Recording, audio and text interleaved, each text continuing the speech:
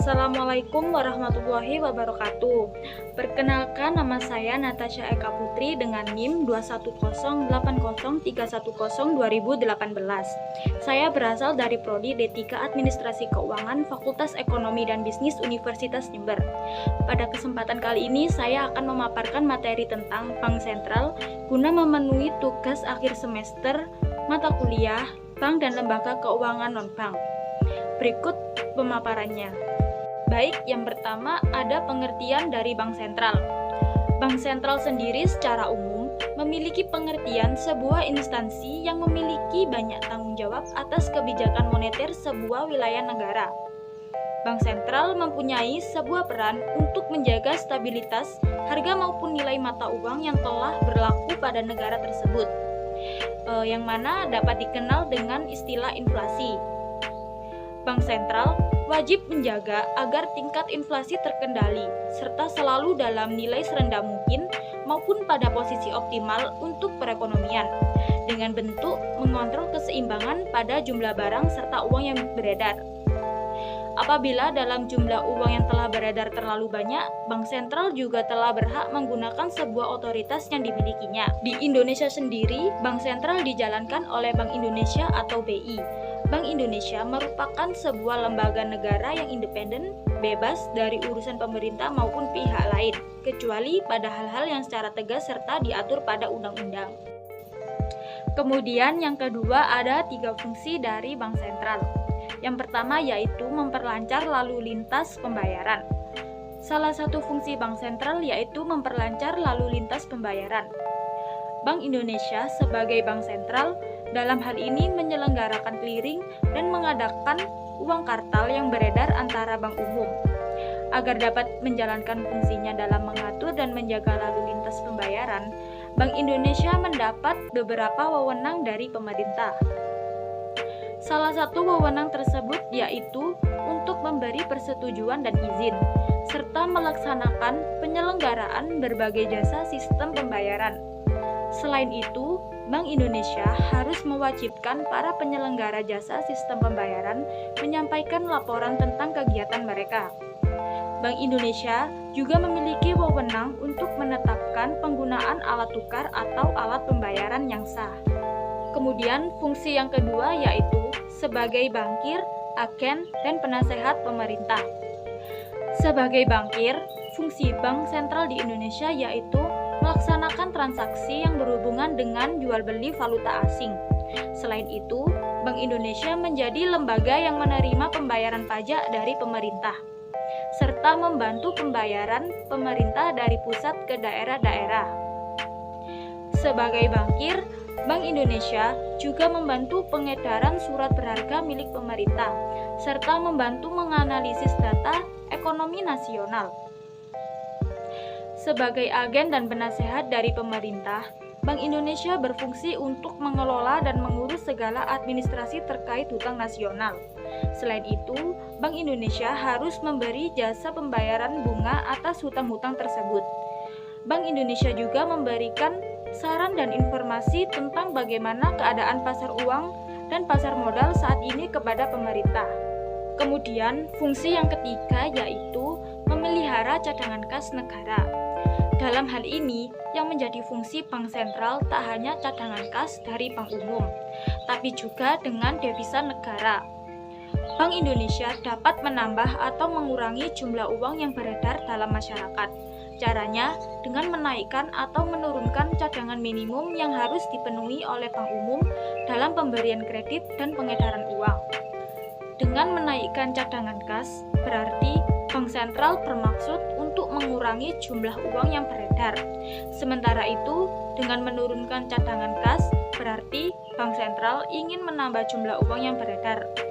Hal ini saling berhubungan, karena semakin tinggi cadangan kas, bank tentunya harus bisa menahan lebih banyak uang dan tidak bisa mengedarkannya begitu saja. Kemudian yang ketiga yaitu ada tujuan dari Bank Sentral. Tujuan Bank Sentral adalah untuk mencapai dan memelihara kestabilan nilai rupiah. Kestabilan nilai rupiah ini mengandung 2 aspek, Aspek yang pertama yaitu kestabilan nilai mata uang terhadap barang dan jasa. Dan aspek yang kedua yaitu kestabilan terhadap mata uang negara lain yang diukur dengan nilai tukar atau kurs. Aspek pertama tercermin pada perkembangan laju inflasi, sementara aspek kedua tercermin pada perkembangan nilai tukar rupiah terhadap mata uang negara lain. Perumusan tujuan tunggal ini dimaksudkan untuk memperjelas sasaran yang harus dicapai Bank Indonesia serta batas-batas tanggung jawabnya. Dengan demikian, tercapai atau tidaknya tujuan Bank Indonesia kelak akan dapat diukur dengan mudah. Kemudian ada 3 peranan dari Bank Sentral. Yang pertama yaitu menciptakan kinerja lembaga keuangan yang sehat, khususnya dalam perbankan. Penciptaan dari sebuah kinerja lembaga perbankan seperti itu dilakukan dengan mekanisme pengawasan serta regulasi. Seperti halnya pada negara lainnya, sektor perbankan ini memiliki bagian yang dominan pada sebuah sistem keuangan sebuah negara.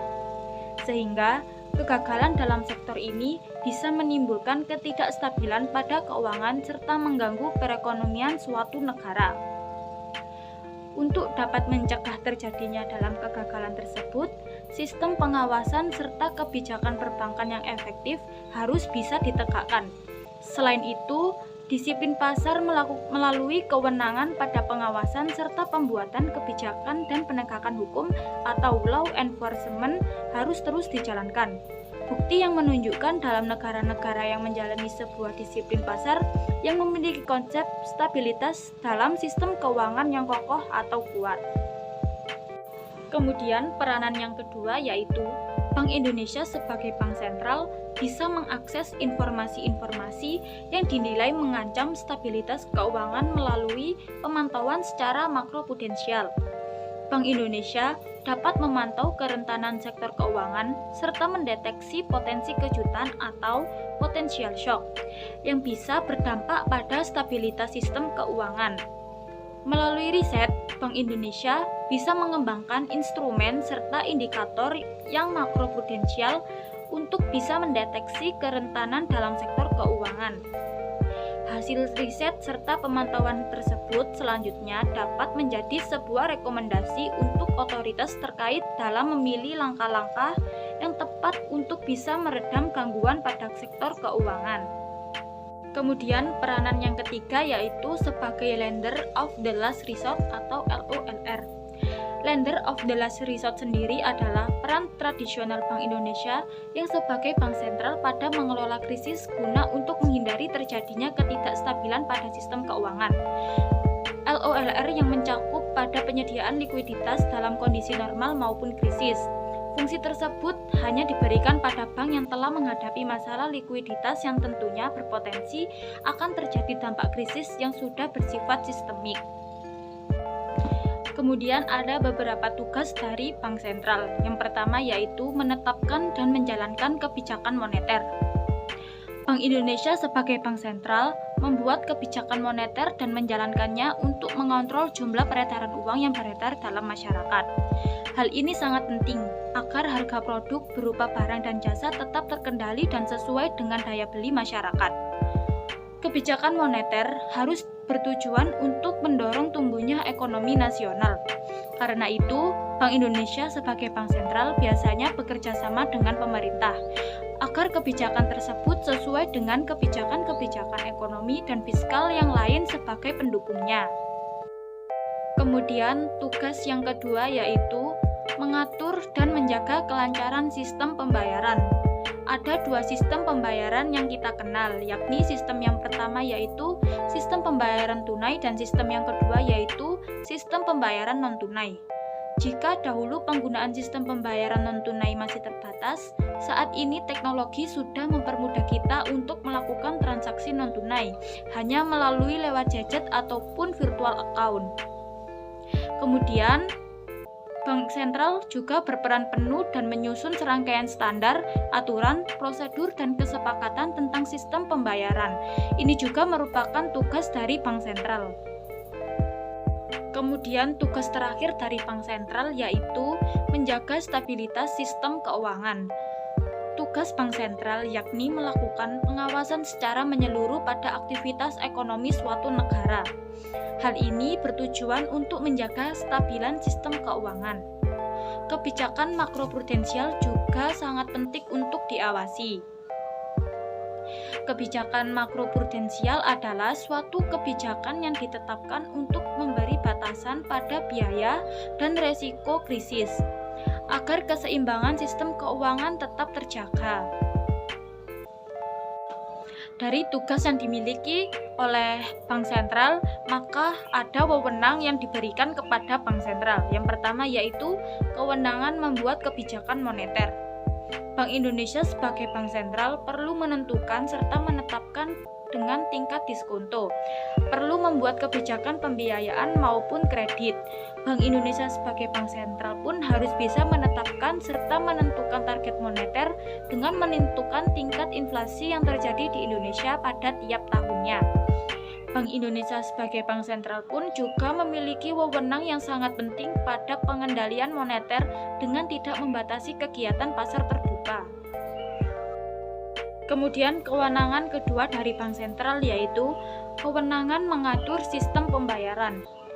Bank Indonesia sebagai bank sentral memiliki 3 dasar wewenang. Pertama, Bank Indonesia sebagai bank sentral memiliki sebuah wewenang untuk menentukan serta menetapkan dalam penggunaan alat pembayaran. Kedua, membuat dan memberikan persetujuan izin untuk menyelenggarakan sistem pembayaran. Kemudian yang terakhir yaitu untuk mengawasi penyelenggaraan pada sistem pembayaran. Kemudian yang terakhir yaitu kewenangan mengatur dan mengawasi perbankan.